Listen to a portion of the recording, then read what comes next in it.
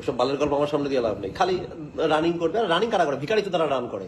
কত টাকা মাইনা, কত ইনকাম, কত? একজন লিখেছে, মানে অনেক আগে একটা কমেন্ট করেছে, রানিং রানিং করা ভিখারিরা করে, পাল রান করতে যাবো কি জন্য? আমার যদি শুয়ে থেকে যদি পয়সা কামানোর ক্ষমতা থাকে, আমার যদি বিজনেস থাকে, আমার যদি কোয়ালিটি থাকে, আমি কেন রান করতে যাবো? বাড়া বালেরিয়ে দেখাচ্ছে এখানে। বাড়া এখনই সরকার মাইনা বন্ধ করে দেখি, বাড়া কে কত দেশ ভালোবাসে বলে এখনই বেরিয়ে যাবে। দিক বন্ধ করে মাইনা দেখি, গাছুদা আমার। আর আমি বলেছি তো, একদম লো গ্রেডের চাকরি কারা করে? যারা ভিখারির বাচ্চা তারা, আমাদের মতো যারা ভিখারি ঘরের ছেলেবেলে তারা করে। হ্যাঁ, আমি ভিখারি ছিলাম, আমি করিনি, আমি অন্য কিছু করে পয়সা কামিয়েছি, আমার ক্ষমতা আছে, ঠিক ঠিক।